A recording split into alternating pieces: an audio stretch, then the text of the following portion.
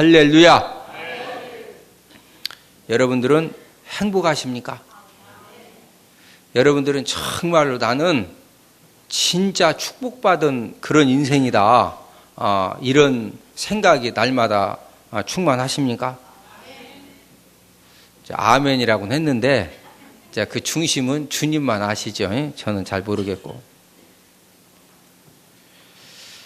행복한 삶, 축복된 삶을 누리면서 사는 사람들은 여러분들이 생각할 때 어떤 조건과 어떤 특징을 가지고 있는 사람들이 행복한 삶, 축복된 삶을 누리면서 산다고 생각을 하십니까? 여러분들이 생각할 때 아마 부자인 사람들, 아파트가 한 10채 돼가지고 이제 한 채 살고 9채는 전세도 주고 월세도 주고 그렇게 해서 이제 하여튼 오늘은 이렇게 예배 드리고 내일은 또 경주 한번 갔다 오고 모레는 또 전라도 내장산 한번 갔다 오고 또 수요일 날은 수예배 드려야 되니까 가까운 옥천 한번 갔다 오고 그러면서 그냥 어떻게 그러면은 그 사람은 정말로 행복함과 축복감이 넘쳐날 거라고 생각하십니까? 아니면은 우리 이제 한국에서 최고의 인류 대학을 졸업을 하고 또 대학원을 졸업을 하고 미국 하버드까지 이렇게 박사 이제 과정을 공부해가지고 이렇게 나름 하여튼 직장도 좀 좋은 직장에서 열심히 이렇게 사는 사람들 또 그런 사람들은 정말로 행복하고 또 축복함이 넘쳐나는 그런 삶을 살고 있다고 생각하십니까? 여러분들은 외모가 탁월해가지고 하여튼 태평시장만 가면은 지나가던 모든 남자들이 오도매들로 그냥 딱 다 쳐다봐요. 막 너무 이쁘니까. 어디 그러면은 그런 여자는 정말로 그냥 마음이 울적할 때마다 태평시장 가방 딱 들고 한 번만 샥 갔다 오면 모든 남자들 여자들은 안 쳐다보지만 남자들은 이쁜 여자가 있으면 그냥 눈이 오도매릭으로 돌아갑니다. 그러니까 막 다 쳐다보면은 어떻게 행복이 충만해질 것 같아요? 막 충전이 막 되고? 절대로 아닙니다. 인생의 참 만족감과 행복은 어떤 사람의 몫이냐? 영성이 강한 사람의 몫입니다. 영성이 강한 사람은 어떤 사람입니까? 예수 그리스도 때문에 지금 가정에 문제가 있고 나의 삶에 어려움이 있고 정말로 힘듦 있는 그런 상황 가운데에서도 예수 그리스도 때문에 감사 찬양이 충만하고 감사의 기도가 나오고 감사 예물이 충만하고 이런 사람들이 바로 영성이 강한 사람입니다. 영성이 강할수록 환경을 초월해서 감사 찬양이 충만하고 감사의 고백이 충만하고 감사의 기도가 더욱더 충만한 하나님의 자녀로 자라나게 될 줄 믿습니다. 오늘은 감사지수는 행복과 축복지수라는 그런 제목을 통해서 우리가 함께 은혜를 나누기 원하는데 첫 번째로는 감사를 우리가 어느 정도로 해야 하느냐. 오늘 본문 20절 말씀을 통해서 보니까 우리 오늘 본문 20절을 함께 읽습니다. 시작. 범사에 우리 주 예수 그리스도의 이름으로 항상 아버지 하나님께 감사하며. 자, 이 말씀을 잘 읽어보시면은요. 자꾸 읽으면 읽을수록 마음에 걸리는 단어는 범사에. 감사하는데 어떻게 감사해라? 범사에 감사하고 그 다음에 어떻게 감사해라? 항상 감사라고 이렇게 말씀을 하십니다. 여러분 범사에 항상 감사한다는 것이 쉬운 일입니까? 우리가 좋은 일을 만났을 때 잘된 일을 만났을 때 감사하는 것은 쉽습니다. 그러나 기가 막힌 그런 환난과 어려움을 당했는데 그 기가 막힌 환난과 어려운 가운데 우리가 어떻게 그런 상황에서도 범사에 항상 감사할 수가 있습니까?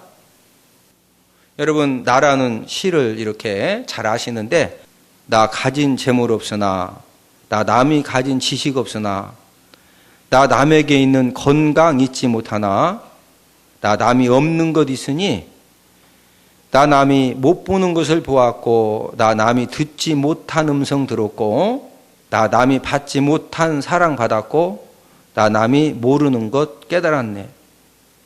공평하신 하나님이 남이 가진 것 나 없지만 공평하신 하나님이 남이 없는 것 갖게 하셨네. 지금 송명희 시인이 쓴 그런 시입니다. 이 송명희 시인은 뇌성마비로 태어날 때부터 뇌성마비고 중증 1급 장애입니다. 그녀는 한 번도 정상적인 삶을 살지 못했고 태어날 때부터 뇌성마비로 온몸이 비비 꼬이면서 말 한마디를 하는 대로, 예를 들어서 블루베리 주스 한 잔 주세요. 우리는 그냥 한번 저를 따라서 해보십니다. 블루베리 한 잔 주세요. 우리는 말 잘 되죠? 이 송명희 시인은 그 말 한마디를 하기 위해서는 죽다가 살아나는 고통을 겪어야 그 말 한마디를 합니다. 그녀는 한 번도 걸어본 적도 없고 밥 한 숟가락을 자신 힘으로 먹어보지도 못했습니다. 평생을 대소변을 한 번도 혼자 힘으로 해결을 하지를 못하고 다 다른 사람이 대변, 소변도 다 도와줘야 돼요. 원래 송명희 시인은 집에서 저런 몸 가지고 부모님들이 넉넉하지 않으니까 그냥 혼자 방치된 상태에서 부모님들도 직장생활 해야 되니까 절망과 탄식의 삶을 살고 있었는데 어느 날 전도자가 이제 집에 전도를 왔다가 예수님을 소개한 겁니다. 이 송명희 시인 예수님을 인격적으로 만나고 난 다음에 예수님을 구원주로 영접을 했는데 어떤 역사가 일어났느냐면요. 예수님을 인격적으로 만나기 전에는 막 생각해 보세요. 평생을 밥 한 숟가락을 예를 들어 부모님이 점심에 못 온다. 그럼 점심을 그냥 굶든지 아니면 농거 그냥 이렇게 핥아서 먹든지 그래야 돼요. 그러니 얼마나 막 원망과 불평과 절망과 탄식이 충만했겠어요? 그런데 예수님을 구주로 영접하고 예수님의 십자가 사랑이 깨달아지고 천국과 지옥이 믿어지고 그러면서부터 이 송명희 시인 마음 가운데 생명의 빛이 막 샥 들어오더니 어두움이 떠나가면서 지금까지 그렇게 원망하고 불평하고 절망하고 좌절하고 막 세상을 미워하고 이렇게 낳아준 부모를 미워하고 이런 것들이 싹 사라지더니요. 영혼 깊숙이에서 감사의 마음이 생겨나더니 막 감사의 찬양이 터지고 감사의 기도가 막 터져나기 시작하는데 그래서 그것을 글로 쓴 거예요. 글로. 많은 사람들이 이 송명희 시인의 그 감사, 구구절절 내용 자체가요 얼마나 감사가 충만한지 많은 사람들에게 감동을 주고 많은 사람들을 변화시키는 영향력이 충만한 그런 인생이 바로 송명희 시인입니다. 여러분, 많이 가졌다고 많이 배웠다고 다른 사람들보다 특별하게 예쁘다고 감사하는 사람 보셨습니까? 여러분, 더 많이 가졌다고 절대 행복해지는 게 아니에요. 더 많이 배웠다고? 뭐 예쁘다고? 자녀가 그냥 막 공부 좀 더 잘한다고 그래서 아닙니다. 진정한 감사는 우리가 꼭 하나님의 이제 은혜를 받으셔도 꼭 마음에 정리하고 가셔야 될 것은 진정한 감사는요, 예수님을 마음에 모시고 그 주님과 함께 동행하는 그런 사람에게 주시는 하나님의 선물입니다. 그래서 오늘 본문 20절에서도 다시 한번 읽습니다. 시작. 범사에 우리 주 예수 그리스도의 이름으로 항상 아버지 하나님께 감사하며. 자, 누구의 이름으로? 예수 그리스도의 이름으로 항상 아버지 하나님께 감사하며. 여러분, 감사는 예수 그리스도의 이름을 통해서 예수 그리스도와 함께 동행함을 통해서 저와 여러분들에게 주어지시는 그런 하나님의 선물인 줄 믿습니다. 두 번째로는 감사하는 것만큼 행복한 삶과 축복된 삶이 이루어진다는 거죠. 선천성 장애아를 둔 부모님이 24시간 그 아이를 부모님들이 이제 교대로 돌봐야 줘야 됩니다. 근데 그 자녀를 안고 간증한 내용을 요약해 보면은요, 사랑하는 성도 여러분, 우리 가정은 이 아이 때문에 얼마나 많은 복을 받았고 우리 가정이 화목해졌는지 모릅니다. 우리 아이 때문에 그렇게 강팍했던 내 남편도 예수님을 믿게 되었고, 이 아이가 선천성 장애가 아니었으면 우리 남편은 절대로 예수님 안 믿을 사람입니다. 우리 아이 때문에 우리가 이렇게 화목하게 이렇게 행복하게 잘 살아도 우리는 교만하지 않을 수 있게 되었고, 우리 아이가 이렇게 선천성 장애인 것 때문에 세상에서 천대받고 인정받지 못하는 가난한 사람, 고통당하는 사람들에 대해서 관심도 갖게 되었고요. 이 아이 때문에 하나님 우리 가정에 주신 복이 얼마나 많은지 모릅니다. 이렇게 간증을 한 거예요.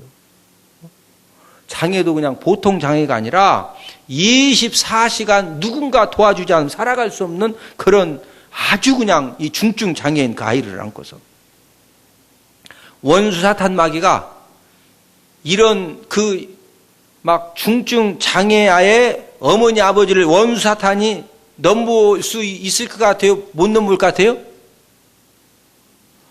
아니, 원수 사탄 마귀가 지금 막 중증 장애 애를 데리고 막 이렇게 감사하다고, 이 애 때문에 우리 가정이 이렇게 복을 받았다고 막 그러는데 원수 사탄 마귀가 넘볼 수 있어요, 없어요? 어떻게 넘봐요? 막 감사하다는데 뭐 하다고? 모든 것을 감사하기 시작하면 감사 충만, 할렐루야. 모든 거 불평하기 시작하고 막 터지기 시작하면 이 세상이 진짜 썩을 로봇 세상이에요. 뭘 로봇 세상? 이런 용어로 쓰면 안 되는, 죄송합니다.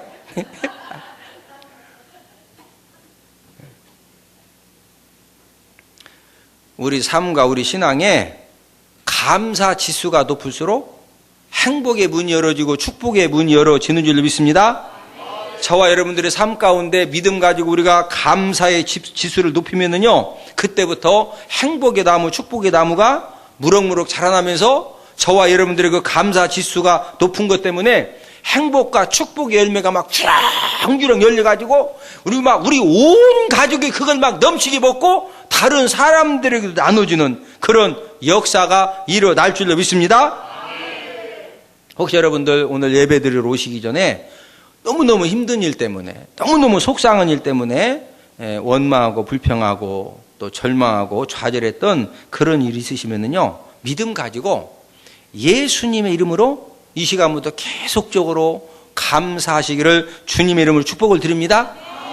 저와 여러분들이 믿음 가지고 누가 보더라도 기가 막힌 어려움과 환난 가운데 있지만 우리가 믿음 가지고 예수님 이름으로 계속 감사를 하게 되면요, 그때부터 영적으로 놀라운 일이 생기는데, 문제 가운데 지금 내 사업장, 내 가정, 내 직장, 내 자녀, 내 가족들을 우리도 모르게 묶었던 그런 그 영적인 흉악의 결박이 다 끊어지고 흑암의 권세가 언제 끊어진 떠나가느냐? 저와 여러분들이 믿음 가지고 예수님 이름으로 감사할 때 오늘 본문 20절 말씀처럼 예수 그리스도의 이름으로 항상 감사라고 그랬으니까 막 믿음 가지고 감사할 때 영적으로 흉악의 결박 끊어집니다.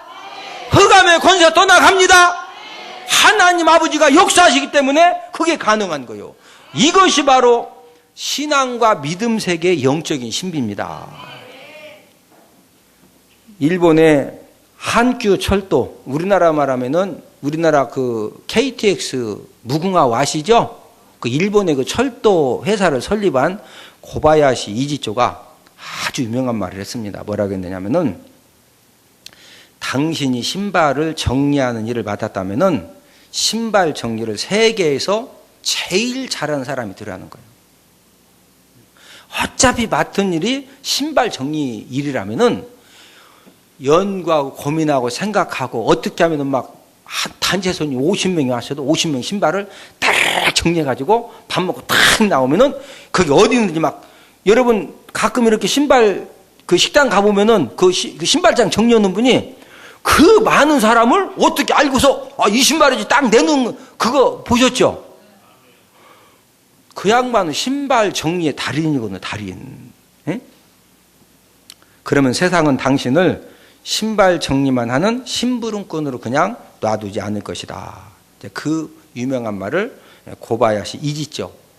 일본 국도 이제 철도를 설립하신 그분이 한 말입니다. 그 말이 무슨 말이요? 네가 정말로 성공하기 원하느냐? 네가 정말로 축복자가 되기 원하느냐? 그러면은 작은 일, 허드렛 일, 하찮은 일이라고 해서 대충 하지 말고 포기하지 말고 불평하지 말라는 거죠. 예? 저와 여러분들이 무슨 일을 하든지 작은 일이건 허드렛 일이건 하찮은 일부터 최고가 될 때, 그럴 때 거기에서부터 서서히 길이 열려지고 문이 열려지면서 귀한 일을 통해서도 저와 여러분들이 존귀하게 사용받는 은혜가 있는 줄로 믿습니다. 이것은 세상 성공 원리만이 아니죠. 우리가 달란트 비유에서도 우리 예수님 이제 뭐라고 말씀하셨어요? 작은 일에 충성할 때 하나님 아버지가 무한 일도 맡기신다, 큰 일도 맡기신다. 세상의 성공 원리나 교회의 성공 원리나 원래 성경 말씀의 원리를 이제 세상에서 이렇게 잘 풀어서 쓰는 거죠. 한번 물어봅시다. 교회에서 은혜로운 설교 다음으로 가장 귀한 일이 뭐라고 생각하세요? 제가 볼 때는 일단 교회가 설교가 은혜로워야 돼요. 무엇이 은혜로워야 돼요? 점심은 막 소갈비 주는데 설교만 하면은 다 입신시키네. 그 뭔 말인지도 모르겠네. 그러면은요, 아이고, 나는 그런 교회 소갈비 먹으러 살만 찌지 나 가기 어려워요. 일단 설교가 은혜가 있어야 돼. 할렐루야. 그럼 은혜로운 설교 다음으로 가장 귀한 일이 뭐라고 생각하세요? 굉장히 중요한 질문이요.